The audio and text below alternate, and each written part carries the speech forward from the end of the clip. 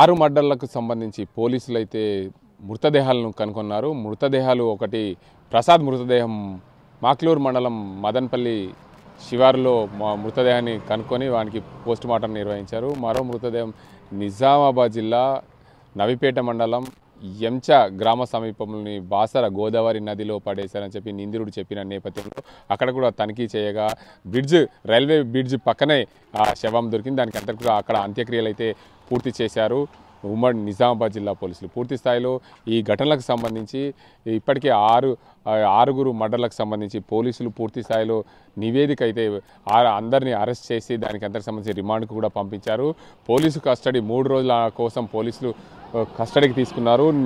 నిన్న ఈ రోజుతో 2 రోజులు పూర్తవుతుంది. రేపు కూడా పోలీసులు విచారించే అవకాశం ఉంది. ఎందుకంటే ఈ నిజామాబాద్ జిల్లాలో 6 మర్డర్లకు సంబంధించి అంశాన్ని పూర్తిగా తెలంగాణ రాష్ట్ర వ్యాప్తంగా సంచలనం రేపింది.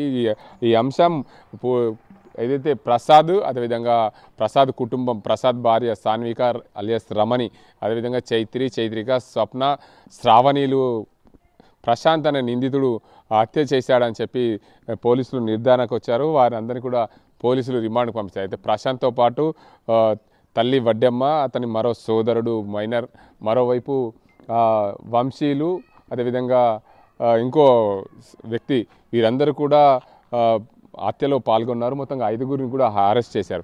కానీ గతంలో జరిగిన ఘటన చూసుకుంటే ప్రసాద్కి సంబంధించిన అంశాన్ని చూసుకుంటే ప్రసాద్ గత 7 నెలల కంటే ముందు ఈ దుబాయ్ పోకన్నా ముందు ఈ గ్రామంలో ఒక కేసులో పాల్గొన్నాడు. ఓ అమ్మాయికి సంబంధించిన అంశాన్ని ఈ గ్రామస్తులు ఆయనని వెలివేశారు. అయితే వెలివేసే క్రమంలో అతను దుబాయ్ వెళ్ళి వచ్చిన తర్వాత అతన్ని వెలివేశారు. వెలివేసిన కంటే ముందు 1 ఎకరం ఏదైతే ఆ అమ్మాయికి సంబంధించిన అంశాన్ని ఏదైతే బంధువు దానికి సంబంధించి జరిమానా కింద 1 ఎకరం భూమిని కూడా రాసి ఇచ్చినట్లు తెలిసింది. అయితే మొత్తంగా ప్రశాంత్, అదేవిధంగా దీనికి అంతటికి సంబంధించి ప్రసాద్ కుటుంబాన్ని హతమార్చడానికి ప్రశాంత్ వెనకాల ఎవరైనా కోణంలో ఉన్నాయి. ఎందుకంటే గతంలో ఒక కేసు అయింది. ఆ కేసుకు సంబంధించిన అంశాన్ని కూడా పోలీసులు పరిగణిస్తారా, లేకపోతే ప్రశాంత్లు ఎన్ని రోజులుగా ఫోన్లో సంబంధాలు నెరవేర్చారు, ఫోన్ కాల్ డేటా ఏమైనా తీసే అవకాశాలు ఉన్నాయా, లేకపోతే ప్రశాంత్ ఫోన్ కాల్ డేటా తీస్తే ఈ కేసుకు వెనకాల ఉన్నది ఎవరు,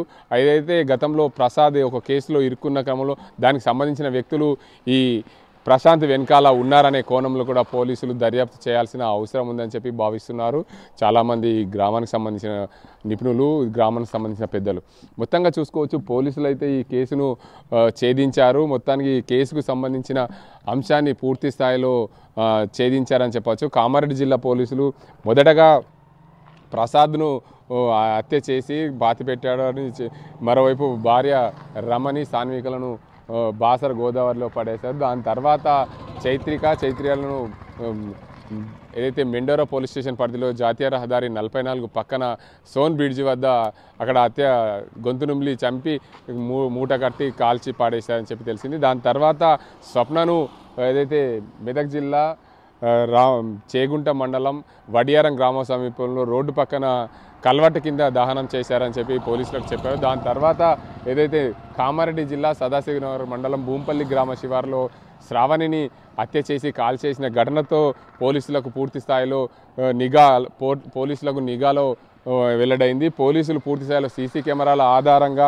ఎక్కడైనా సరే దానికి అంతటికి సంబంధించి ఇక్కడ ఈ ప్రాంతంలో ఎవరు కాల్చారు, ఎప్పుడు ఈ ప్రాంతానికి ఏ కారు వచ్చింది అనే కోణంలో కూడా పోలీసులు దర్యాప్తు చేస్తున్న క్రమంలో దానికి అంతటికి కూడా ప్రశాంత్ నడుపుతున్న కారును గుర్తించారు కామారెడ్డి పోలీసులు. గుర్తించిన క్రమంలో ప్రశాంత్ని అరెస్ట్ చేసుకున్నారు. అయితే దాని తర్వాత అరెస్ట్ చేయకంటే ముందు ప్రసాద్ తల్లి సుశీలను, అదేవిధంగా సుశీలకు సపోర్ట్గా ప్రశాంత్ తల్లిని వడ్డెమ్మను కూడా లాడ్జ్లో ఉంచిన ఘటనను కూడా పోలీసులు దర్యాప్తు చేశారు. దీనికి అంతటికి సంబంధించి లాడ్జ్కి సంబంధించిన డాక్యుమెంట్స్ ఏదైతే రిజిస్టర్ను కూడా కామారెడ్డి పోలీసులు ఆధీనంలో ఉంచుకున్నామని చెప్పి తెలుస్తుంది.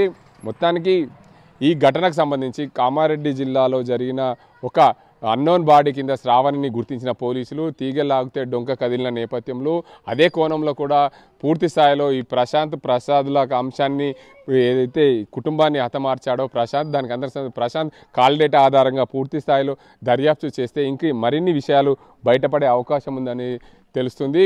ఈ గతంలో ప్రసాద్ ఒక కేసులో ఇరుక్కున్న ఘటనకు సంబంధించి వారందరూ ప్రోద్బలం ప్రశాంత్కు ఉందా? ప్రశాంత్ ఒక్కడే అంటే ఒక కోడిని కొయ్యాలన్నా మనిషి ఆలోచించి చేసే అంశం కాబట్టి ఒక్క మర్డర్ కాదు, 2 కాదు, మొత్తంగా ఆరుగురిని హత్య చేసిన ఘటనలో ప్రశాంత్కు అంత ధైర్యం ఎక్కడి నుంచి వచ్చింది?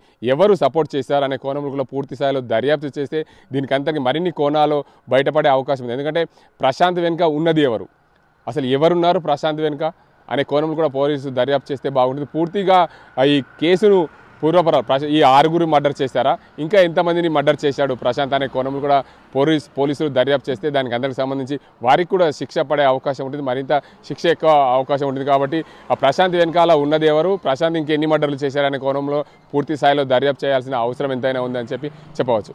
ఇది ఇక్కడ పరిస్థితి. ఓ టు యు. మరిన్ని వీడియోస్ కోసం ఛానల్ ని సబ్స్క్రైబ్ చేయండి, లేటెస్ట్ అప్డేట్స్ కోసం వాట్సాప్ ఛానల్ ని ఫాలో చేయండి అండ్ లింక్ డిస్క్రిప్షన్ లో ఉంది.